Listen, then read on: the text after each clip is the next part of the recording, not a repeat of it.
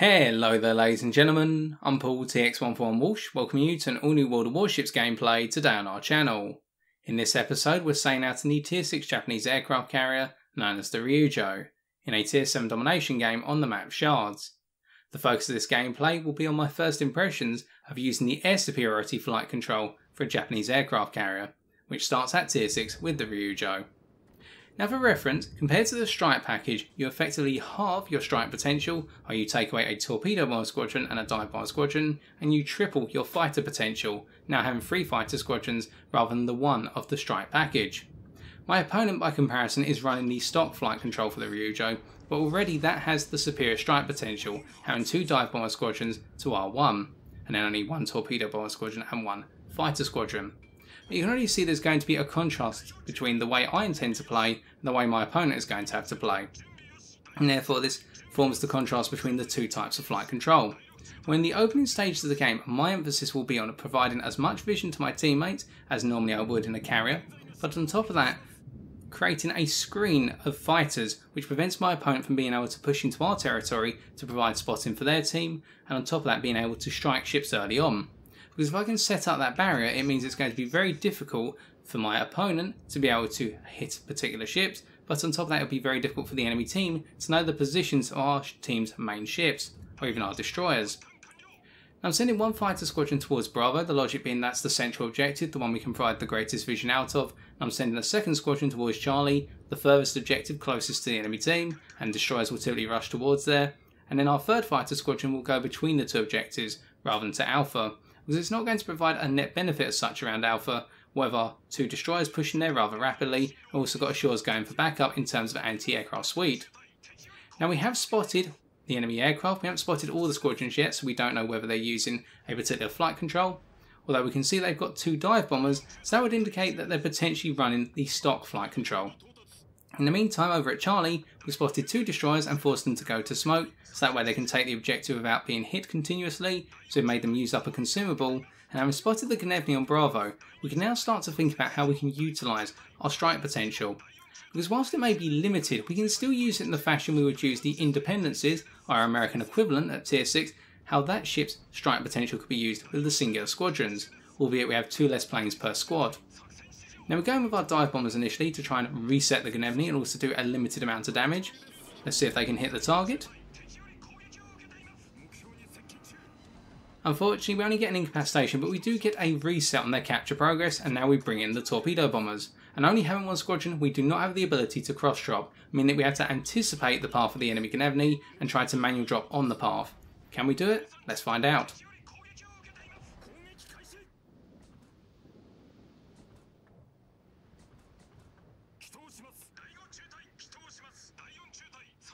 So in successfully anticipating the return path as they were deploying their smokescreen, we're now going to bring a fighter squadron back over the Gnevny and keep them spotted to the point that we either need to sit in the objective spotted or alternatively retreat back into their smoke. Unfortunately our friendly Leander fell to the enemy Colorado, otherwise they would have been able to take shots at the Gnevny whilst they were heading into their smoke, potentially taking them out of the game. But that Gnevny now on less than 3,000 health, their life is going to be much more difficult for the rest of this match, because their rather audacious gunboat tactics, as favoured by that type of destroyer, i.e. the Soviets, will not be as easy to implement, as they don't have the health pool to soak up damage.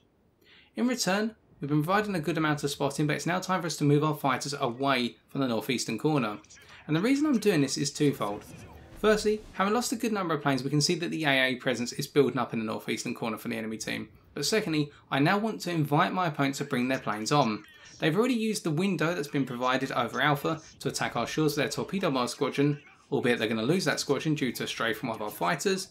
But in providing this space, by encouraging the enemy carrier to bring their planes on, it means I can start to work on bringing their squadrons down, particularly getting the fighters out of the game, at which point they're going to have no means of striking our friendly ships without being attacked by the AA and subsequently our fighters.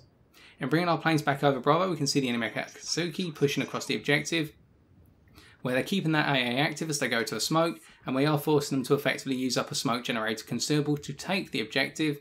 And it looks as though our team's successfully taken Alpha for the time being, although an enemy Scharnhorst is coming down, and we'll keep a fighter squadron towards Alpha just to provide vision. In the meantime, looking up in the minimap, we can see that the enemy fighters and the dive bombers are now coming down towards our team over on the eastern side, with We've been able to encourage the enemy carrier player to bring their planes out by not having our fighters here. And our fighters are going to arrive just in time by the looks of things as the enemy dive bombers go to attack our Koenig, but I completely flop a strafe. As you're going to see, I misinterpret how far those dive bombers were going to go. So the right idea but poor execution. We'll make amends for that later hopefully. And now we aim to try and catch the fighters before they can retreat, catch them in a return strafe and rip them out the sky. So not a complete failure there, although we did fail to get one of the dive bomber squadrons, the other one fall into the AA of the likes of our Pensacola and our Nizal. It was a bit of a difficult target for our opponent to attack because there was a lot of AA there. Now the enemy Colorados decided to push on to B, and this is one of the interesting things about your strike potential, in that you can do damage without actually having to hit the target. Now let me explain. Our dive bombers are going in right now on the Colorado and we're expecting to lose a number, but we're hoping to set a fire. And we've actually set 2 fires, and this is important because by keeping our torpedo bombers just south of the Colorado out of AA range, what it means now is if that Colorado wants to get rid of those fires, they make themselves vulnerable to being hit by a torpedo that could cause flooding, which will stick because they haven't got the damage control party consumable available for a good period of time, and they'll lose a lot of health. Alternatively, by bringing the torpedo bombers in, we can do damage to the enemy Colorado whilst they've got the fire active, and that'll just do some damage, but then they can put it all out in terms of the flooding and the burning. Or option number 3 is, by just keeping the torpedo bombers there, we just let them burn. And they don't use the damage control consumable, simply because if they do, then they've got the threat of being hit by the torpedoes. So it's a lose-lose situation for them and a win-win for us, in that they've just gradually taken damage, and 2 fires does a lot of damage over time. And once that fire has gone out, or the 2 fires have gone out, we can bring the torpedo bombers back in order to cause a flood potentially, and that will force our opponents to use their damage control party consumable and leave them vulnerable to fires being set from our dive bombers when they take off again, or option 2, our teammates setting fires or causing floods through their own torpedoes. So it's a difficult situation for that Colorado, which does have a rather impressive AA pool, but in being isolated by themselves, we're able to get planes through regardless, with all of our planes having a health pool of 1,271 per plane. Bring in our torpedo bombers now, and we will get the flood as promised, and by doing so we can go to work in wasting the damage control party consumable of that Colorado. Wasting from our perspective, although in the case of the Colorado it'll keep them alive for the short period. There's the flood, that's the torpedo hit, they instantly put the flooding out, and now we bring the dive bombers in to set the fires. Now in the meantime, with that going on, what's happened with our fighters? Well really they're just sitting around at the moment, covering ships and providing vision. We've got 1 fighter squadron south of Objective Bravo, making their way towards Objective Alpha to provide continued vision and attack the torpedo bombers that are down towards the southwest.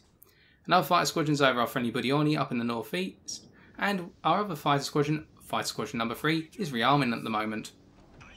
And bringing our dive bombers in, we'll now go for another fire. This one will stick because the Colorado does not have the damage control party consumable. And fortunately with 2 dive bomb hits, we're able to set 2 fires, so they're going to bleed a lot more health once again. And of course if they want to get rid of that bleed, they'll need to use their heal and let the fire burn out, or when they get their damage control party consumable available, they'll need to use it straight away. So it puts the enemy Colorado in a really difficult position, and our fighters just lurching over Alpha, or lurking I should say, covering our mass. We're taking some other planes off at this point, i.e. the 2nd fighter squadron, our 3rd one being up in the northeast. And unfortunately with our focus being up in the northeast right now, we missed the opportunity to take out the enemy torpedoes, or at least engage the enemy torpedo bombers as they're coming down towards our mass. Meaning our destroyers in a very awkward situation as we go in pursuit. Now we don't get the ability to strafe the torpedo bombers as they go on their retreat, but instead we decide to try and strafe the enemy fighters as they pull back, being able to catch them just on the edge of our strafe, taking out 2 of the fighters, and then we pursue, or we aim to pursue. But unfortunately with those fighters now getting away, as we come out of our strafe they're heading towards their friendly Scharnhorst, and that ship has an incredibly good AA suite for its tier, compared to what our fighters are able to withstand. So instead we'll just pull them back. So haven't been too good in covering our friendly ships at the moment, although we have started to pick up a considerable number of aircraft kills, and we'll start to build that momentum as time goes on. The Colorado at this point, we could go in with our torpedo bombers once again, but when we think about it, the AA suite on that Colorado is very strong, and we've only got 5 torpedo bombers left, which means if we go in, we could lose a good number of them, and then we'll be on a very limited number. So instead, what we're going to do is just keep that Colorado spotted using our torpedo bombers, and keep them lurking there as that threat of, oh goodness, this guy could cause flooding on me if he sends those bombers in to attack me. In the meantime, in terms of what our fighters are doing, we're moving one fighter squadron down towards Objective Alpha to spot the enemy Scharnhorst in particular, and also the Miyoko. And if the Akatsuki comes charging forward to try and take us out, i.e. us as an individual player, we'll have our fighters ready to spot them. Another fighter squadron is going for the reload, and our third fighter squadron is still up towards Objective Charlie, gradually migrating towards Objective Bravo and closing on the likes of Aminakazi, who's spearheading the push. Now let's talk about an overall theme that perhaps you may have spotted now, which is, note I'm relying on the movement of my teammates in order to enable me to move my fighters about. Now it's not too apparent, but in some games where I played a standard battle for example, and both teams have been incredibly defensive, I've actually really struggled with the Air Superiority Flight Control. Simply because once you create that defensive line with your fighters, there's very little else to do other than provide continual spotting. Where the enemy start to bring their AA up and bring all their ships together and covering each other with AA circles, it only gets more difficult in terms of actually being able to defend against that, because you have to start pulling your fighters back, and that means you start opening up gaps. We're able to successfully strafe all 8 aircraft out of the sky there with our fighter squadron, and we can see that because of that, Aminakazi has been able to continue sailing without assailant, and with our other fighter squadron now in position over Bravo, we can bring back the fighters who strafe those dive bombers and get them reloaded. But by my team expanding out over across the map, it means that it creates greater opportunities, or potential opportunities I should say, for the enemy carrier player to attack our ships, and in return it gives me the ability to start going to town on their aircraft when I'm accurate in strafes and trying to lock up. So it's an interesting contrast, because ideally what you would think is that by having your fighters in a defensive position, they go to town in just being able to ward off the enemy aircraft. But it gets that level of frustration in having to continuously reposition your fighters to the best possible defensive positions. Whereas here, with the enemy bombers now really going for targets, I can use my strays, I can use my fighters in order to cut down the planes one by one. Because with so many ships on the battlefield spread out, it means that there's going to be targets of opportunity, but the greater speed of fighters versus bombers means that I can bring the fighters onto the targets as the bombers are coming in. So I'm grateful for my team expanding out across the map over time. Whereas in the early stages of the game, we'll note that our team was clustered together, the enemy team was clustered together, so the AA screens become a greater deterrent. Now here with the enemy fighter squadron in play, we decide to lock them up with one fighter squadron and then use our other fighter squadron to go for a strafe, and we strafe out of that engagement with our first fighter squadron, because then we can pick off all 4 of these fighters with a single strafe. It means we've sacrificed one fighter aircraft in that scenario, but it's worked to our advantage. We've eliminated the entire fighter squadron, and we can now start to move our fighters down towards the 2 dive bombers that have taken off and ward them away once more. Our other fighter squadron, that's been reloaded at this point, is now taken off, and notice the stupid mistake I made in terms of my torpedo bombers. Remember I'd left them roughly southwest of Objective Bravo? They got ripped to pieces by the enemy Scharnhorst because I was so focused on using my fighters. And a general note, this is something I struggle with the Ryujo and Japanese carriers in general, that is the greater number of squadrons to control compared to say the Independence is 3, we've got 5 here. And with the aircraft being rather fragile and limited in number in the squadron, it means that I can lose planes very quickly and not realise it. When the enemy fighters coming back in once more, they've only got 2 left in the squad, we'll go for the lock-up with our squadron that has a very limited number of planes after going for the initial strafe.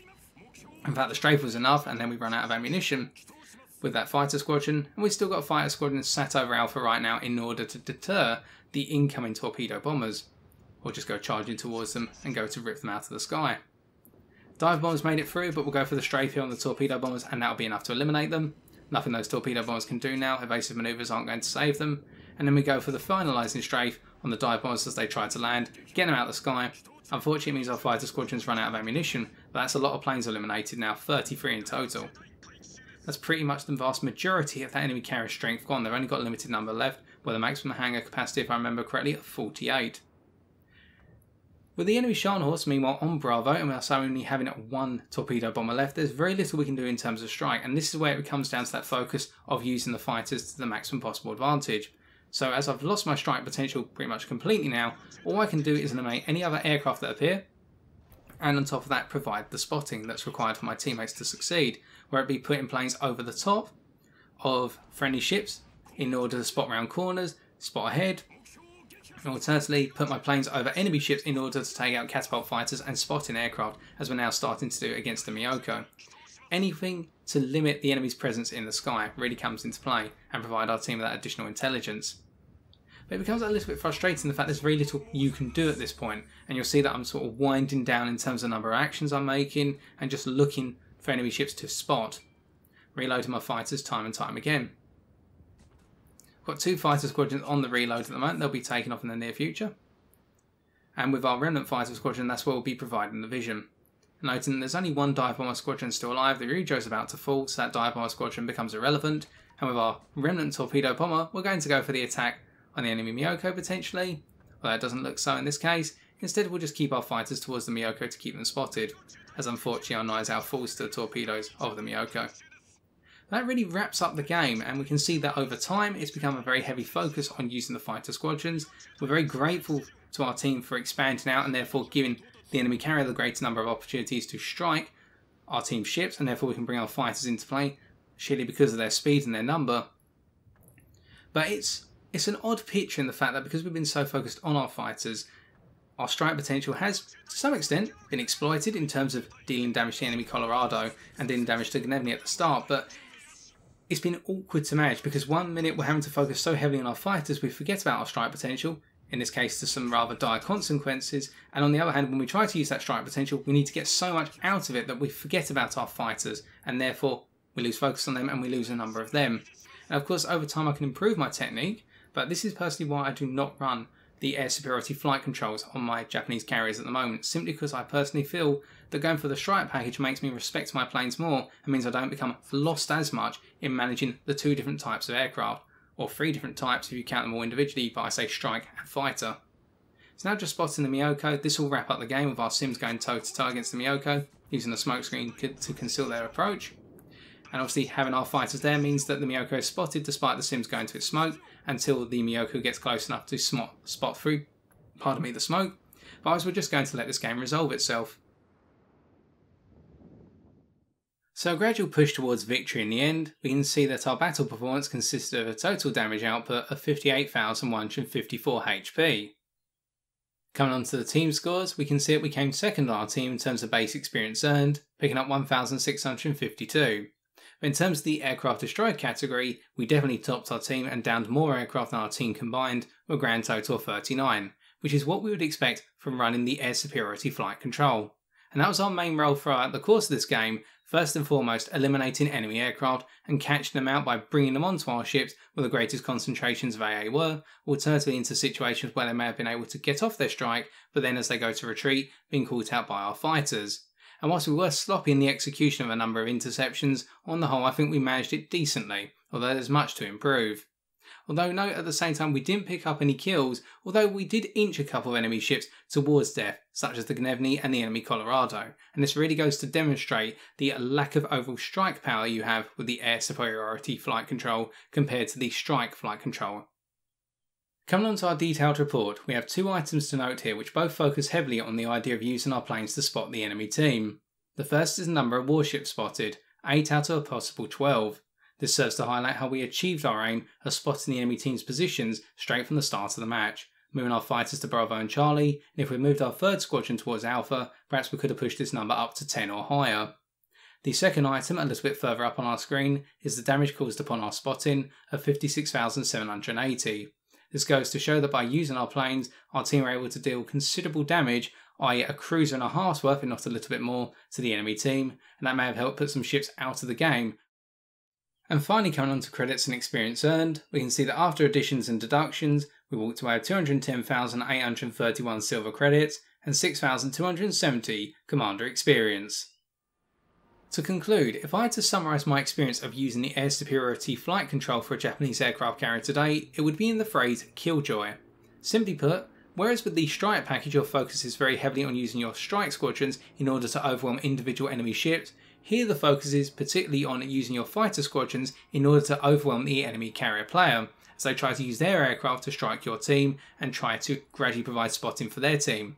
You can force the enemy aircraft back to their side of the map with dwindling numbers, and as time goes on your role converts from attacking enemy aircraft to simply spotting enemy ships, making sure that no enemy ship is able to move about the map without being detected, even the stealthiest of ships, i.e. the destroyers. And that's where your limited strike capability can come in being able to pick off isolated destroyers with a limited anti-aircraft batteries, but just keep in mind, with only a limited number of strike squadrons available, you may have to spend a lot more time focusing on setting up your strikes than you may be used to with the Strike Flight Control for comparison. With that, I've been TX141, and if you have enjoyed this video, why not leave a like, comment or subscribe for future World of Warships videos on my channel. And as always, ladies and gentlemen, if you're looking to get into World of Warships today, as it is a rather enjoyable game, I must say so myself, then feel free to sign up for free today using the link in the description of this video. But until next time, as always, take care and fair seas.